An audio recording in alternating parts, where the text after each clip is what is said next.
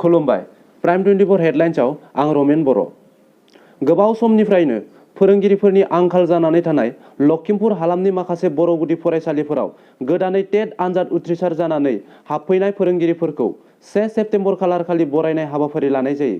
बे हाबाफारियाव लखिमपुर हालामनि गासै गौथुमफोर जेरै Lakhimpur district Bodo' Sahitya Sabha, Lakhimpur district committee UBPO, Lakhimpur district committee ABSU, Lakhimpur district committee आबोफ आरो लखिमपुर जिल्ला हारिमु आफादजों लोगोसे गामिनि रायजो राजाफोरा जयै फोरोंगिरिफोरखौ मान बावनाय हाबाफारि लानाय जायो।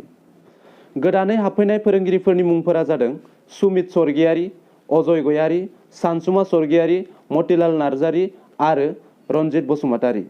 रादाबखौ दैथायहरदों सरायमारा लखिमपुरनिफ्राय रादाब बुथुमगिरि सुनमनि दैमारिजों लोगोसे कृपाचार्य ब्रह्म आरो मनरन्जन नार्जारि। कदम हाजं LP स्कुलनि गाहाय फोरोंगिरिनिफ्राय आं ब्रह्म सारनिफ्राय आङो मिथिनो लुगैदों जे दिनै सासे गोदान फोरोंगिरि मोननानै माबायसा मोनखो? गोजोननाय मोनदों कारण बे माबायानो जोंनि तारमाने स्कुल फरायसालियाव आरो तारमाने हारसिङै गासिबो फोरोंजोबनो हाया किन्तु सानै जाबाथाय अन्तत जोङो राननानै लानानै मोजाङै फोरोंनो हायो। गोजोननाय मोनदों आरो साबायखर होनाय जाबाय बे सरकार।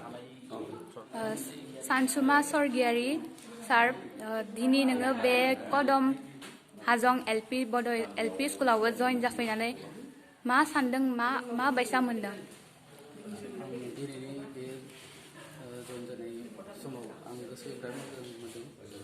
आं फैबाय थानाय समफोराव जेसेबां हायो आं मेलेमजों मोजाङै फोरोंनो नाजागोन। ओमफ्राय मा क्वालिफिकेसन मोनलांखो? आं क्वालिफिकेसना आं LP स्कुलखौ गामियावनो फरायदोंमोन, बेनिफ्राय हाइ स्कुला गमुगाव फरायदों, बेनि उनाव डिग्रिखौ बर' सेन्ट्रेल कलेज आरो लोगोसे PGDC डिप्ल'मा कम्पिउटारबो लाफादोंमोन। साबायखर थाबाय, फरायसालिफोरखौ मोजाङै फोरोंगोन होननानै आसा थाबाय। नोंथांखौ प्राइम 24 हेडलाइन्सनिफ्राय बरायनाय जाबाय। खोनानाय जादों दे टिपुकेल गुदि फरायसालिनि नोंथाङा गाहाय फोरोंगिरि। नोंथांनिफ्राय मिथिनो लुगैदों जे टिपुकेलाव जे टिपुकेलनि LP स्कुलाव जे सानै गोदान जइन जाफैदो फोरोंगिरि, नोंथाङा माबायसा मोनदों? आङो नोंथांखौबो बे चेनेलनि थाखाय बरायग्रोबाय। आङो जोबोद मोजां मोनदो बेफोरबायदि जोंनि गुदि फरायसालियाव गोदानै जा टेटनि सानै फोरोंगिरि थिनहरदो। आं रायलायना मोननायाव बिथांमोना जोबोद स्मार्ट, गतिके बिथांमोन बायदि फोरोंगिरिखौ मोननानै आं जोबोद रंजानाय मोनदो आरो बिथांमोनखौबो आं खावलायबावदो जे बिथांमोना जाहाथे टिपुकेल गुदि फरायसालिखौ जौगानायाव जोबोद गोसो खुसियै खामानिफोरखौ मावलाङो, बिनि थाखाय आं खावलायनाय जादों। सार, दिनै जे जों बे स्कुलावबो कदम हाजं LP स्कुलावबो जे गोदान फोरोंगिरि मोनबाय, माबायसा मोनखो फोरोंगिरि मोननानै? जोबोद गोजोनथाव बाथ्रा। हटेल निउससिम आंनिफ्राय रोजा रोजा साबायखर बावबाय। बे कदम हाजं गुदि फरायसालि बेयो, बेवहाय बिथांमोना बे गामिनि रायजोआ जोबोद गोजोननाय मोनदों।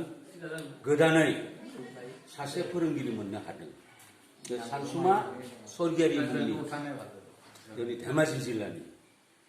जोबोर मोजां, बिथांनिफ्रायबो जोङो रिमार्कखौ लाबाय, बे सर्ट बांसा लाबाय। बिथाङा गोसो गोरबो मोदोम जिउ होनानै गथ'फोरखौ मोजां खालामलांनो, सोलोंथाइ होलांनो थाखाय जाहाजे खालामदों। प्राइम 24 हेडलाइन्स लखिमपुर डिस्ट्रिक्ट कमिटिनि जानानै नोंथांखौ बरायग्रोनानै लाबाय। दा बेवहाय जों खोनानो मोन्दों नैबे गलिसुक बर' गुदि फरायसालियाव नैबे दिनैनि गोथार सानाव 1 सेप्तेम्बर बेवहाय गोदानै टेटआव उथ्रिसारनो हानाय सासे गोदानै जयनिं जानो फैनाय खोनानो मोन्दों। दा बेवहाय नोङो बे गुदि फरायसालिनिनो एसएमसिनि आफादगिरि हिसाबै नोंथाङा मा बुंनो सानो? आंथ' जोबोद गोजोननाय मोन्दों मानो होनबा सम मोनसे लानानै जोंहा बे स्कुला थागोन थाया बिदि सानदोंमोन आरो बिनि गेजेरावनो आंबो एसएमसिनि सासे आफादगिरि जानानै मैखोम हिसाबै बे स्कुलखौ जेरैखि जायाबाबो लाखिनांगौ होननानै गथ'फोरखौ आंनो लिड लादोंमोन फोरोंदोंमोनबो आंनो फ्राय फैबाय थायो मानो होनबा जोंना सासेल' फोरोंगिरि जानाय हिसाबै क्लासफोरखौ मोजाङै लानो हाया बिदियाव माने गुबुन गुबुन स्कुलाव फरायसाफोरखौ थिनहरनो गोनां जाना फैदों जोंनि बर' न'खरफ्रा दा जितु टेटआव उथ्रिनानै फैनाय जोंहा रन्जित बसुमतारी जितु फोरोंगिरि बिथांखौ फैनायनि थाखाय आं गोजोननाय मोनदों। गिबियावनो प्राइम 24 हेडलाइन्स पर्टेल निउसनिफ्राय आं नोंखौ बरायबाय दिनै टिपुकेल एलपि स्कुलयाव जे जइन जाफैदों माबायसा मोनदों? आं दिनै लखिमपुर जिल्लानि सिङाव टिपुकेल बड' एलपि स्कुलाव जइन मोननानै गावखौनो जोबोद गोजोननाय मोन्दों मानोना जों सासे सानैजों गामियारि एसएमसिजोंल' जइन जानो गोनांनि सायावबो आरोबाव जिल्लायाव थानाय मोनफ्रोमबो माहारियारि आफादफोरा जोंखौ गोसो खुसियै हेफाजाब खालामनानै बरायनानै जयनिंखौ होनायनि थाखाय आं बेयाव गोसोआव जोबोद गोजोनग्लायनाय मोन्दों आरो आं दा सानो आंनि डिउटिखौ आं हानायमानि मोजाङै मावलांगोन होननानै आं सानो बेखिनि क्वालिफिकेसना आंना बड' एम ए बड' लादों बेनिफ्राय कम्पिउटार सार्टिफिकेट दं आदार्सथ' डिएलएड थाबाय बेखिनियानो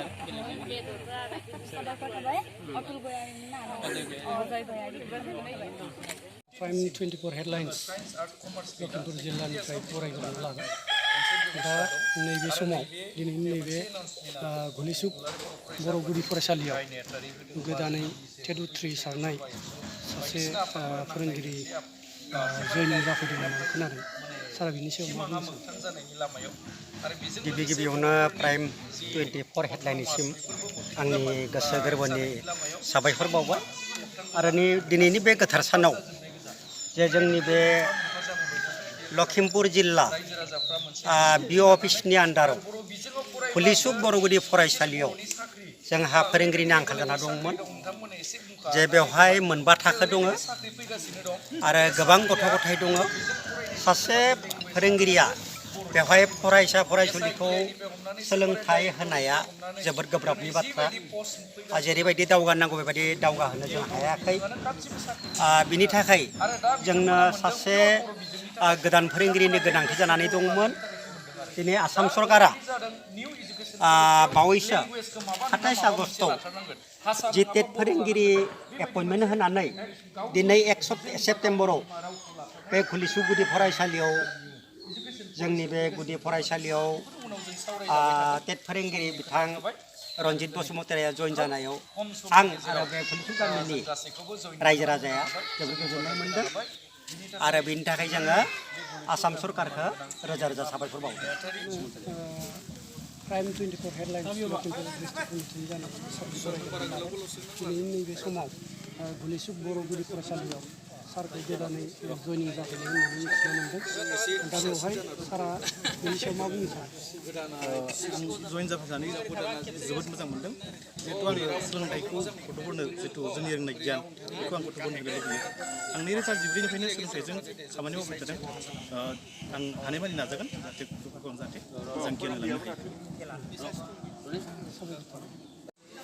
24 प्राइम टाइम 24 हेडलाइननिफ्राय गिबियावनो सारखौ बरायग्रोना लानाय जाबाय दिनैनि नैबे समाव जोंनि लखिमपुर हालामाव जेसेबां गुदि फरायसालिफोर दङ बेवहाय बावैसो जों मिथिना मोन्दों जे नैबे थौथ'वा बर' गामियाव गुदि फरायसालियावबो सासे टेटनि फोरोंगिरि मोननाय होननानै मिथिना मोननाय जादों बेनि सायाव बर' थुनलाइ आफादनि लखिमपुर जिल्लानिफ्राय मा बुंनो मा मेसेज हरनो सानो?